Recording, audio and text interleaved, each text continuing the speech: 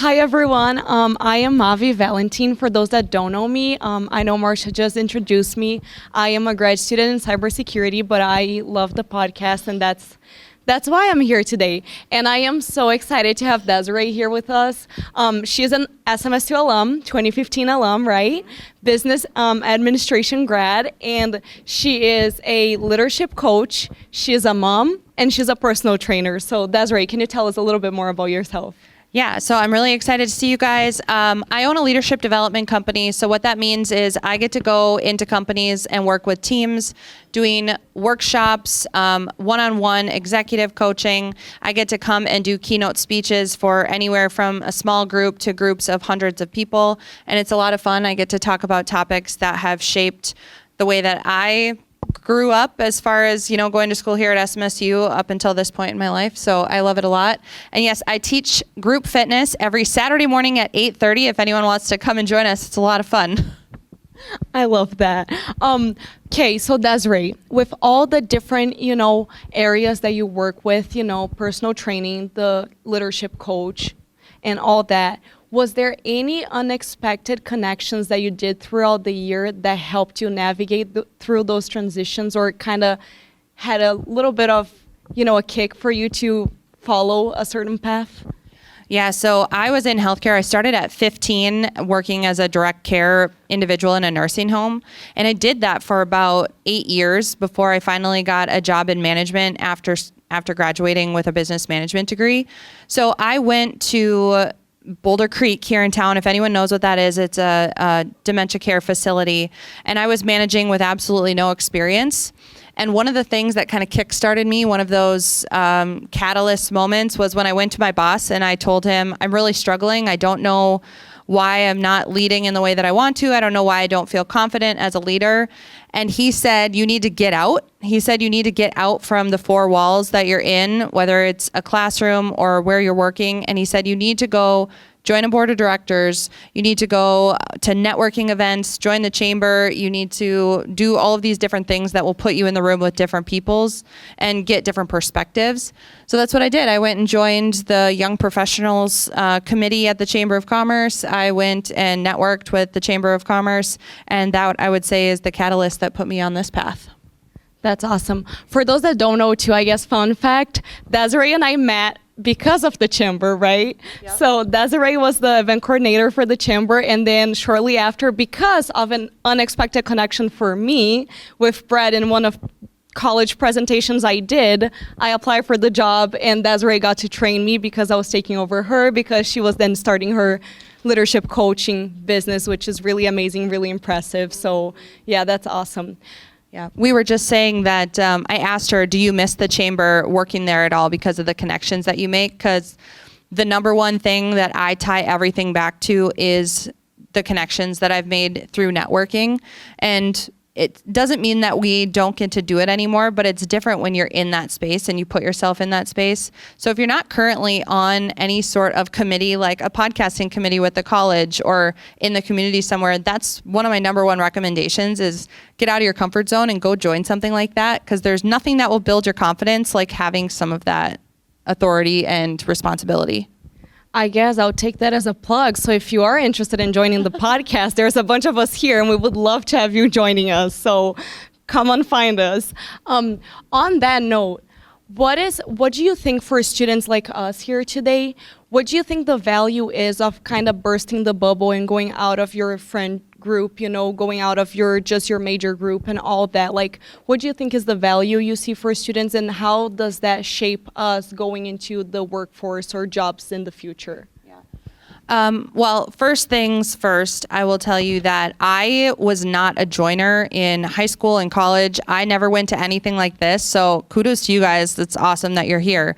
I didn't join any clubs. I wasn't in any sports. I went home and did my own thing.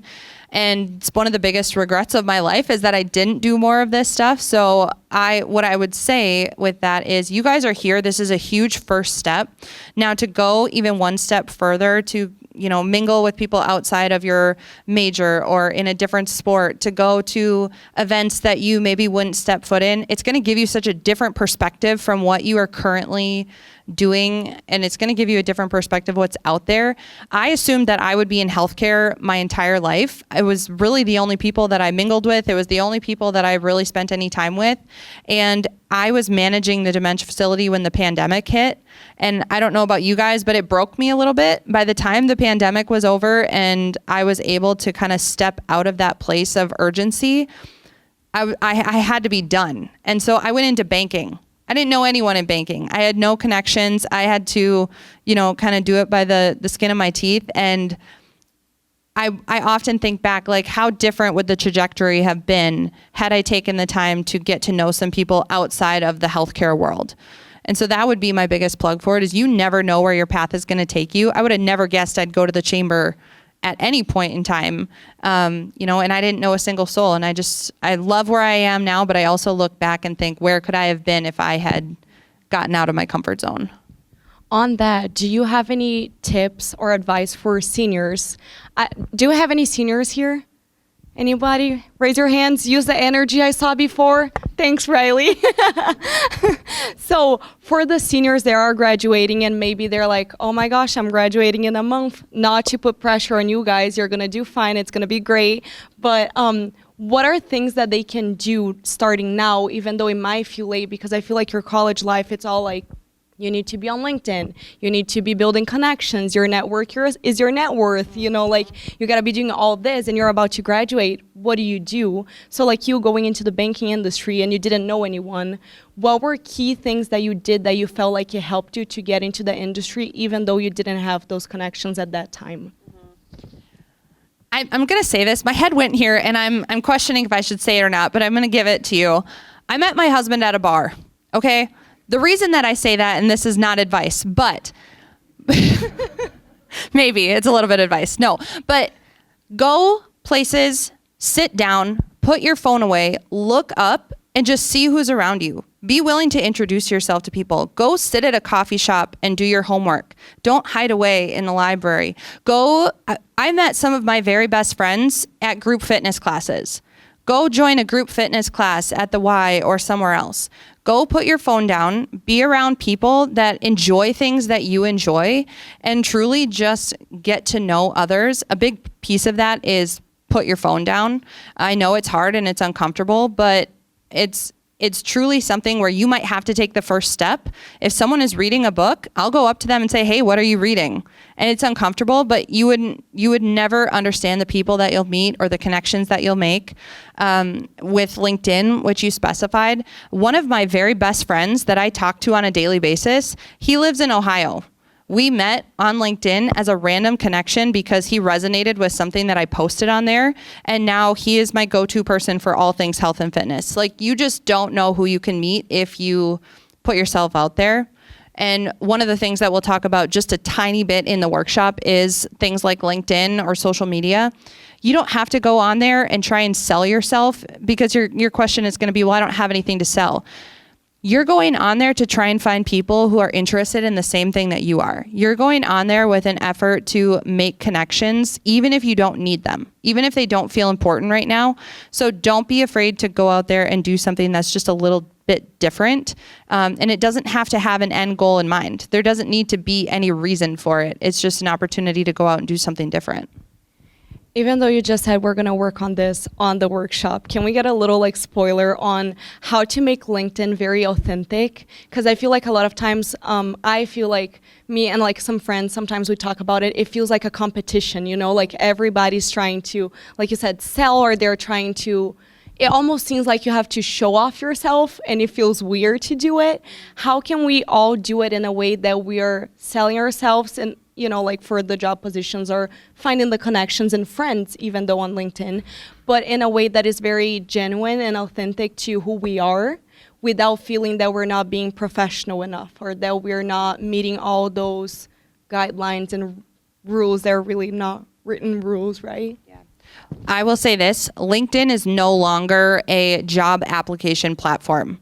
If LinkedIn is where everyone is telling you to be, I will just tell you right now, it is not what it used to be. And that's a great thing. You could go to my page on LinkedIn and I have never sold one thing on there. I have never put on a post that I am doing this thing and you should buy it.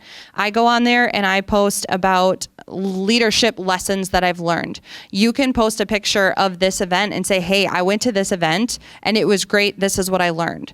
All you're doing on there is creating a presence for yourself. You're telling people a little bit about what makes you unique and what makes you special. And that's what's going to make you stand out. The number one thing that I use LinkedIn, Instagram, Facebook for is credibility. Because if I put in an application to get a job somewhere or to speak somewhere, they look at my application. It probably looks pretty identical to the person next to me that also submitted an application. But if I also put my LinkedIn profile on there and they go and look and they see all of the things that I've done and that I'm interested in, that builds credibility. It makes me an individual, and I wasn't attempting to do anything other than that, to individualize myself from all of the other people out there, and not in a competitive type of way, but just in an authentic, this is me type of way. One of my last posts was that I was teaching group fitness, and a lot of people didn't know that about me. It immediately set me apart from other people on the page when you're scrolling. I love that. That makes me feel much better. I don't know about you guys, but it makes me feel less of a competition, like I need to show all these great things that I'm doing, or, make little things sound very professional and grand. But how can we be intentional about, building these relationships instead of just collecting those LinkedIn connections? Yeah. Well, I will tell you this. Is anyone interested in LinkedIn right now? Or is everyone kind of like, it's annoying, I'm so sick of hearing about it? Is anyone genuinely interested in building connections on LinkedIn? Okay, everyone's kind of like, yeah, I don't know, kind of. What I will say is if you don't want to post on LinkedIn, that's okay. 90% of the relationships that I've built on LinkedIn are in the comments of other people's posts. Follow people that you find interesting. Follow people that are sharing something that you want to learn about. Go and comment on their posts. Make a genuine comment on what it is that they said. Tell them thank you for being authentic and for being vulnerable. Tell them that you really appreciate what you learned. And that's who you're going to build friends with. That's who you're going to build relationships with. They're going to recognize you as you continue to post in there. And then I'll tell you what, when you do decide to start posting, guess who's going to be in your comments? Guess who's going to be helping to build you up and make you feel awesome like you are? It's going to be those people that you spent the time to put a comment and a like on their post. That's really great. How do we, now going away from LinkedIn, I guess, since we didn't have many hands up and that makes us all sweat, at least my hands are sweaty just thinking about LinkedIn, but now I feel better though. So I'm glad you said that. Can we talk about, many times during college we get mentors and we have, people that guide us through all different aspects of college and transitioning into the real world. What is after the first coffee chat? What happens after? What should we do to keep connected with those people? And how can we show them that even though we might be students with really not any big titles or, a lot of experience yet, we still have something to offer to them and have this exchange? I think one of the big things is I have what's called a CRM, and you can do this in a spreadsheet or something like that. When you meet someone that you're genuinely interested in getting to know better, write it down. Stick a date on your calendar and say, reach out to this person. You don't need to ask for anything from them. You're not trying to get anything. Just send them a message and say, hey, I saw, I was thinking about you today. I wanted to tell you that I still think about this conversation that we had and wanted to thank you for that. Just let people know that you're thinking about them. It's going to keep you top of mind for them, just like you're trying to keep, yourself top of mind in an active way. They're going to be thinking about you in a passive kind of way. And that's a great thing, because the next time an opportunity comes up, they're going to think about you. If you like to read articles on LinkedIn, if you see a post that you're like, hey, this kind of is in line with what we talked about, send it to them. I do that all the time. I'll send links to people that I think will find it interesting. And again, it just keeps you top of mind for those individuals. If there's someone who you think you could learn a lot from, ask them to coffee. Stacy Frost, she used to work here at SMSU. She did a mentorship event one time, something similar to this with the chamber. And she talked about mentorship, and she said, don't be afraid to ask someone to mentor you. A lot of people are like looking to give back to students. They're looking to give back to young professionals, just like they were given something when they were that age. So don't be afraid to ask. And funny enough, I asked Stacy very shortly after that, I said, hey, would you be willing to mentor me? And she said, well, no, I actually don't have the capacity right now, but I'm going to give you a list of 3 people that I know would be happy to mentor you. And that was my very first mentor, was someone that she recommended. So don't be afraid to get shot down. Someone might say no, and that's okay. Honestly, it's a good lesson for all of us that we need to set boundaries for ourselves when our plate is too full. I was very proud of her in that moment, even at the young age that I was. I'm like, good for you for saying no. But then she gave me a mentor who helped me work my way through switching from healthcare to banking. And I wouldn't have done that without that individual. So don't be afraid to be shot down either by these people. They may truly not have time for you, but they will appreciate that you asked. They'll be proud of your tenacity of wanting to further yourself. What are things that we can consistently do to build these connections, these real connections, not just the, once in a life coffee chat, or even though that's great, but how can we, build this deeper connections with people with small steps that we can do consistently? I'm going to get really annoying about the chamber here, but it is one of those things. And it's not just that, it's the group fitness classes, events like this. Go consistently. Don't think that going one time is going to build a relationship that will last you. You can tell Brad, by the way, that I'm like repping the chamber. He'll be proud. But go consistently. The first time's going to be awkward. The second time's probably going to be a little awkward. Even the third time might be a little awkward, but you know what?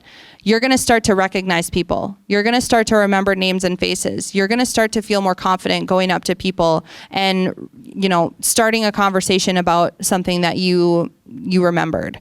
It's with the consistency and the repetition that it's going to start to feel more natural, and you're going to start to enjoy it. The first couple of times might not be awesome, and that's okay. That's part of getting outside of your comfort zone. But it's the same thing with LinkedIn. Send someone a DM. Have a conversation in there. Ask what's new with them. In the workshop that we're going to do, I'm going to give you a couple of questions that you can bring to events like this to make things feel a little less awkward and a little less scripted. That's great. I feel like I always say we live in Minnesota, but there's only so much we can talk about the weather with someone, right? And then you run out of those questions, and then what do you do? So I can't wait to hear those. Well, 2 of my favorite questions that I didn't put on there are, what are you reading right now and what are you watching?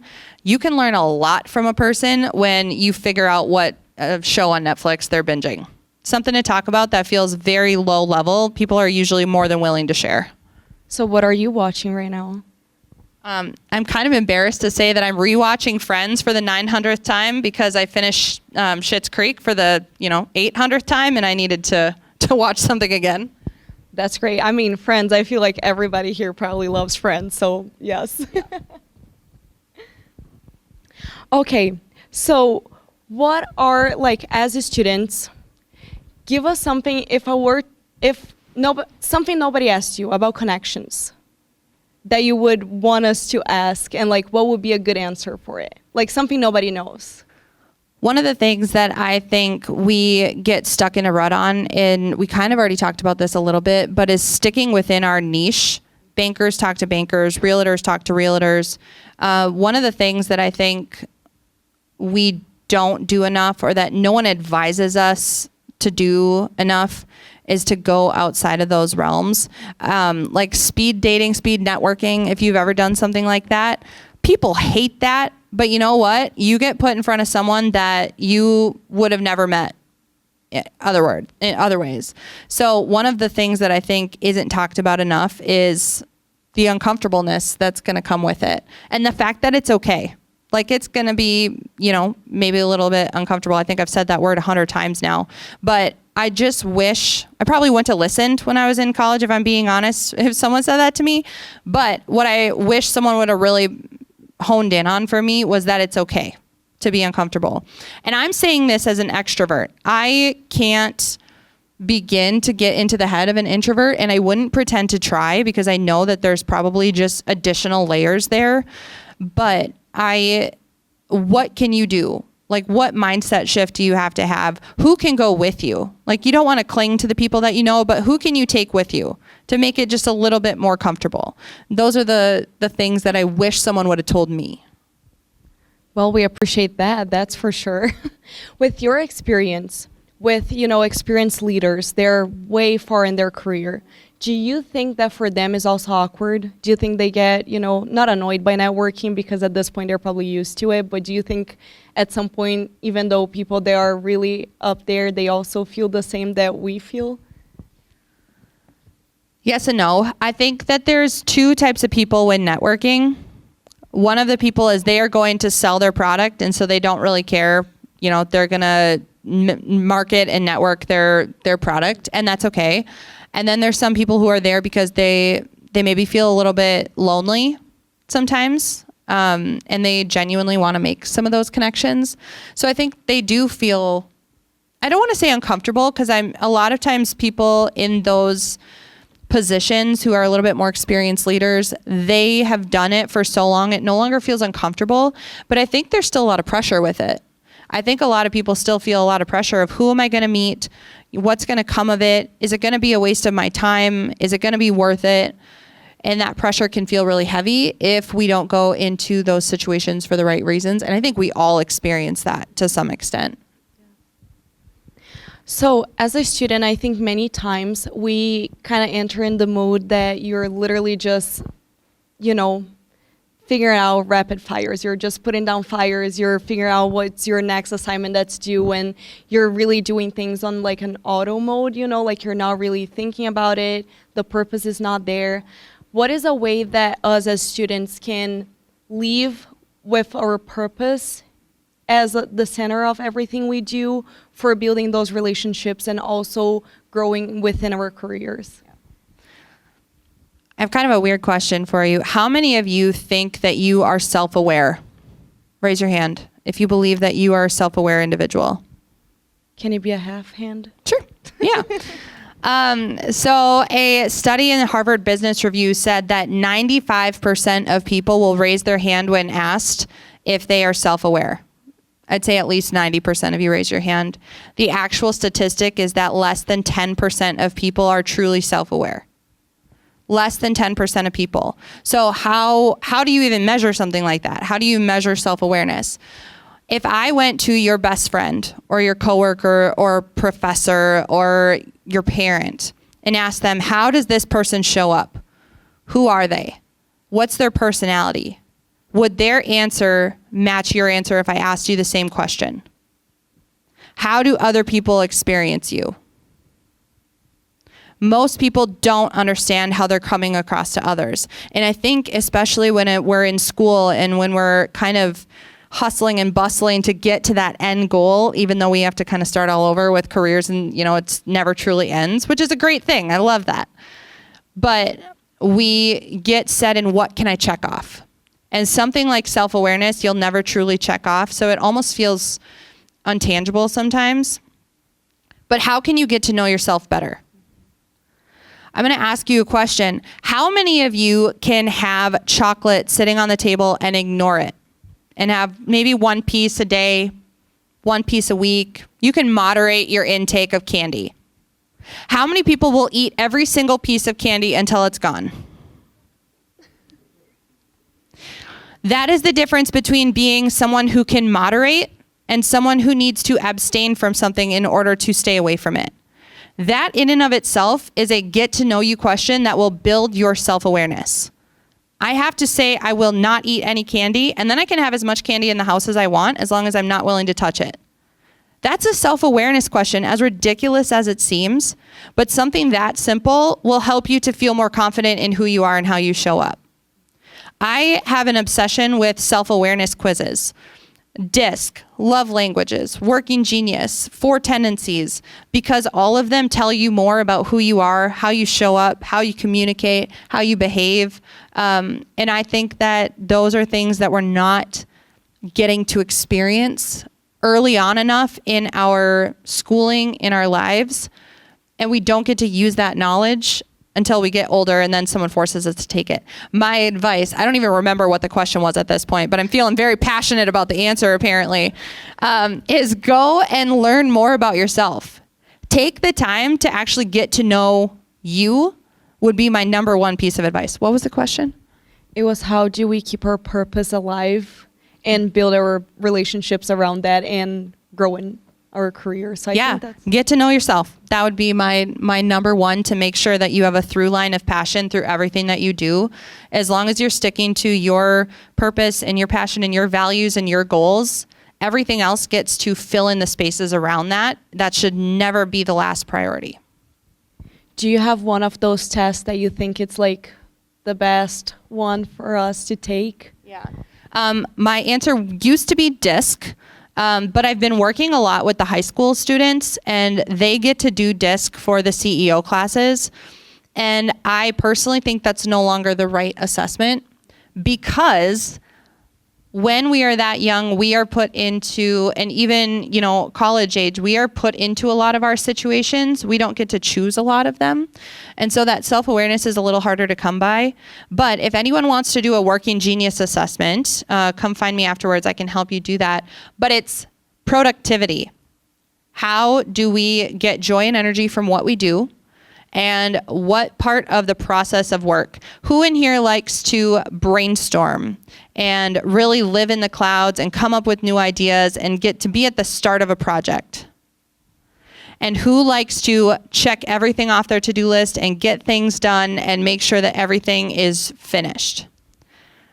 There are different kinds of people in the world, and once you understand more about yourself and the way that you work, the easier everything becomes when you know, hey, I have to do this thing and I don't enjoy it, but that's okay, because eventually something will come along that I do enjoy and I can do this. So working genius is my answer to that, my long answer to that. I mean, that's great. I feel like we can probably use that, especially like group projects, 100%. The more you know about yourself, the more you probably will understand, your peers too.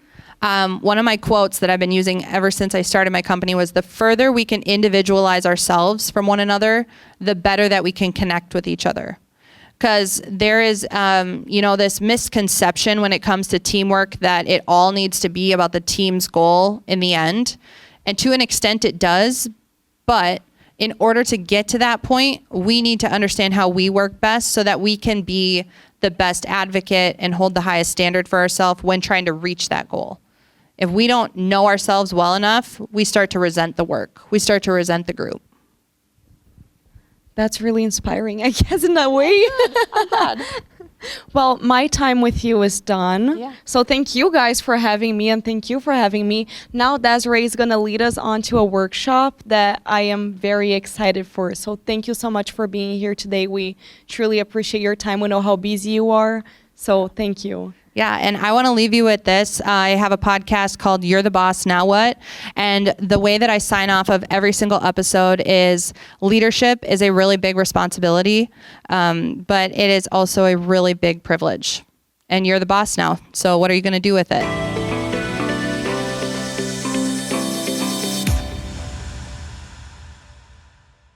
So what drew you to Marshall, Minnesota, and especially knowing that you were only the interim right away? Like, you didn't have a solid, it wasn't promised. Right. Have you ever heard of a panino? I can't say. It's a joke. That's not the reason I came. So I was going to say, that's what everybody told me when I first, this opportunity, you had to go there because of the paninos. Oh, yes.